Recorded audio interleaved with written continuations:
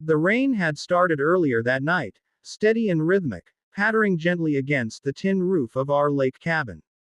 My son, Tyler, and I were finishing up a board game, his favorite, something about solving mysteries, while the storm outside provided an eerie but cozy backdrop.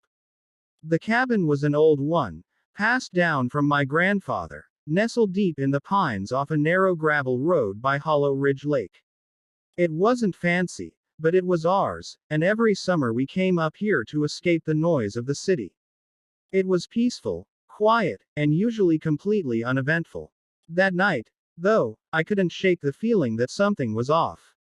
Maybe it was the way the wind howled through the trees, or the faint sound of a car engine I thought I'd heard earlier, muffled by the storm. But by the time we cleaned up the game and Tyler had gone off to brush his teeth, I had convinced myself it was just the weather getting to me.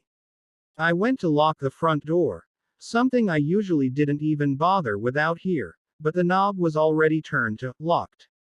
Still, I gave it an extra jiggle and checked the windows.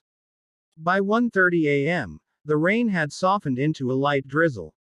Tyler was asleep in the loft, his tablet beside him still playing a training video on data encryption. That kid had always been bright. Too bright, honestly. His fascination with cybersecurity started after he met a family friend who worked in digital forensics. What started as curiosity quickly became something much more. At just 12, Tyler had built encryption software that baffled even professional analysts. A few months ago, after an interagency workshop at his school, he got the attention of someone higher up. Before long, he was participating in youth talent initiatives sponsored by the FBI, contributing remotely to training programs and simulations. Most of his work was supervised, of course, but the fact remained. He had access, and he knew things. At around 2 a.m., the sound of tires crunching on wet gravel snapped me awake. My heart jumped. No one came up here at that hour. I peeked out the side window and caught a glimpse of headlights cutting through the trees before they turned off.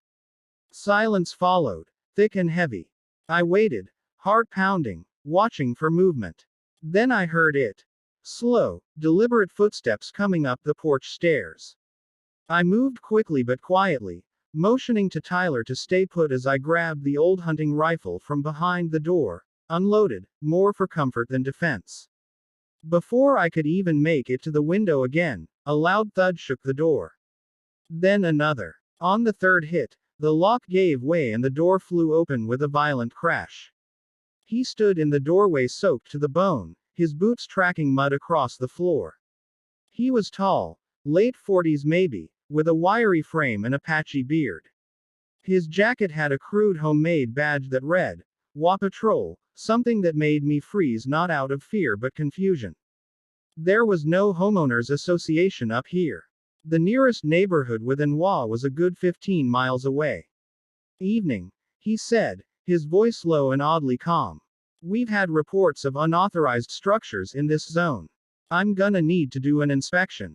You've got the wrong place, I said firmly, keeping the rifle at my side. There's no WA out here, and you just broke into my home. His eyes flicked to the rifle, then to the shadows behind me. Guns make things messy. I'm just here to do my job. That's when I noticed it. The earpiece. Not a cheap walkie-talkie style, but something more high-tech, likely military surplus. And clipped to his belt was something that looked suspiciously like a tactical knife. Tyler, bless his soul, stayed perfectly still, tucked in the shadow of the loft. He had already grabbed his phone and was texting someone. I could only guess who. I took a step back, trying to stay calm. You need to leave, now. Or I call the police. The man smiled. Already here, friend. He took another step forward, glancing around the room like he was searching for something. His eyes lingered on the staircase to the loft, and my heart thudded in my chest. That's when Tyler's voice rang out, calm and clear from the loft. Sir, you've violated Title 18 of the U.S. Code, Section 241, Conspiracy Against Rights. You broke in without a warrant, impersonated an official, and crossed state lines to commit a felony.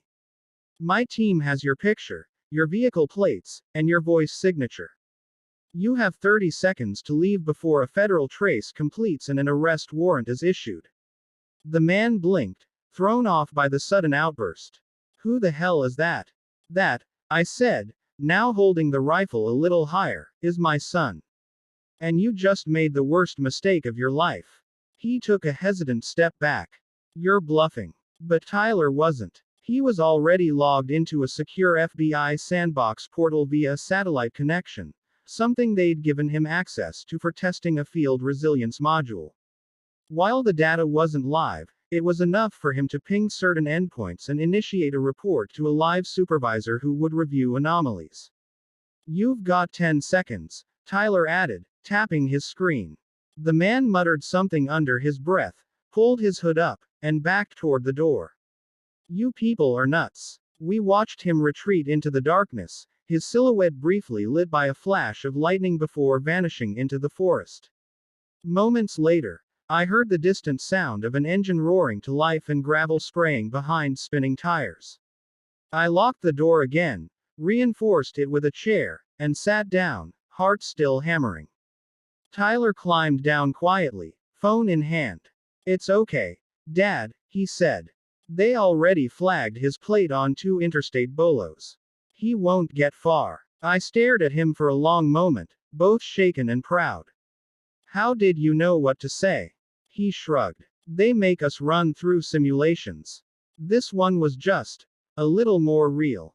I pulled him into a hug, not caring that he squirmed a little in embarrassment. Outside, the rain picked up again, washing away the muddy footprints that led to the broken door. Sure. Here's an expanded version of Part 2 in 1,000 words, continuing the fictional story titled, Fake Wa Cop Kicked in My Lake Cabin at 2 a.m. Didn't know my 12-year-old son works with the FBI. I lunged out of bed, heart hammering in my chest, as the front door of the cabin slammed open with a crash that echoed through the walls. Glass splintered, wood cracked. For a split second, I thought a bear had broken in. Then came the shout. Wah security. Hands where I can see them. My breath caught. Wah, out here. That made no sense. Stay in your room, I hissed to my son, Liam, who had already jumped to his feet beside his bed in the guest room. His eyes were wide but calm, eerily calm, like someone assessing a battlefield. The man who burst into our cabin looked nothing like any security officer I'd ever seen. He was wearing some sort of utility vest with a plastic badge clipped to it, and he held a flashlight in one hand and what looked like pepper spray in the other. No official ID, no walkie-talkie. He scanned the living room like he owned the place. I stepped out, still in pajama pants, holding a heavy flashlight of my own. What the hell are you doing? I snapped. This is private property. I told you, he growled, stepping closer. There were reports of code violations. I'm with the WA Emergency Enforcement Task Force. Got complaints about noise and suspicious activity. At 2 in the morning, I was already looking at his hands, his boots, trying to figure out if he was armed. No gun, thankfully. His boots were scuffed. Too clean for someone who'd hiked through the muddy shoreline. Probably came by vehicle. A fake cop with a fake story. That's when Liam stepped out behind me. His badge is fake, Liam said calmly, looking the man dead in the eyes. It's plastic. Not even custom molded. That's a cheap replica from an online costume store. The man twitched, clearly startled. What is this? Some kind of joke? No, Liam replied, walking slowly into the room like he wasn't facing a full-grown adult who had just kicked in our door. You made 3 mistakes. 1. Real law enforcement doesn't happen at night, especially not unannounced. 2. There is no emergency task force. 3. You didn't notice the camera by the window. I'd almost forgotten the camera. Liam had installed a small security system as a personal project after Christmas, a compact motion-activated webcam mounted behind the thick curtain rod near the window. I'd humored it at the time, thinking it was just a hobby. Now it was live streaming everything to a secure cloud server. You think you're clever, kid? The man snarled. But I could see him shift slightly, his bravado dimming. You've got about 2 minutes, Liam continued, before your face gets flagged by the bureau. I stared at my son. Liam. He held up his phone. Already open to an encrypted FBI portal.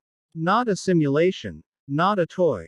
Live credentials. Mom, Liam said, without looking away from the intruder. I've been working with Special Agent Rivas on field protocol simulations. Remote crime scene logging. Real-time behavioral analysis. What? I croaked, blinking hard. You're 12. 13 next month, he corrected, eyes still locked on the man. And yes, I have a special internship under the Cyber Division's Youth Analytical Program. It's niche. Low profile. The fake HOA cop seemed to realize something was very, very wrong. He backed up, bumping into the dining table, eyes flicking from me to Liam to the front door. He dropped the pepper spray and turned to bolt. But he never made it. The back door flew open with a bang and 2 men in tactical gear swept in like ghosts. One tackled the intruder in a fluid motion, pinning him to the floor while the other covered us. Hands up. Do not move. I instinctively raised mine, even though it was clear who the target was. The first agent secured the man's wrists with zip ties as he struggled and cursed, yelling something about constitutional rights and just trying to help the community. Liam finally let out a breath and lowered his phone. Agent Rivas, that's him. The second agent, now identified, nodded to Liam. You did good, kid. Transmission came through perfect. We've been tracking this guy for weeks. He's been posing as local authority to run extortion scams up and down the state. I staggered back, sitting heavily on the couch as everything started to catch up.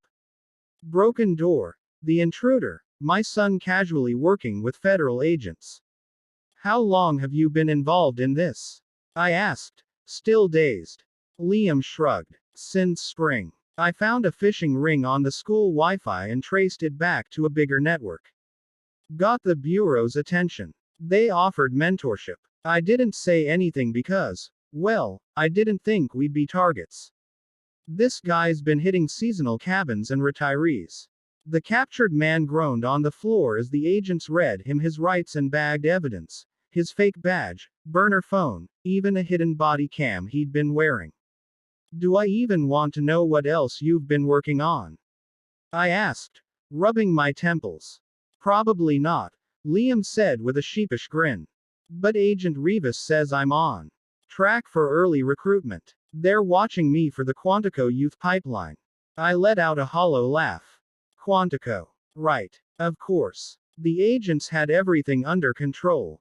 One of them handed me a temporary report to show the local police in case of questions. The cabin door would need to be replaced, but otherwise, we were unharmed. Your kid's sharp, Rivas said as he guided the suspect out the door. Keep him grounded though. Even prodigies need sleep. After they left, I sat in silence on the couch, watching the early light of dawn start to bleed over the lake. Liam sat next to me, sipping juice like nothing had happened. You ever think of just playing video games? I asked. He smiled. That was my video game. I shook my head and pulled him close, letting the adrenaline fade. I didn't understand how we got here, not really. But I knew one thing for sure. Next time we booked a weekend getaway, I was picking the cabin. And maybe bringing backup. Or at least another one of Liam's cameras.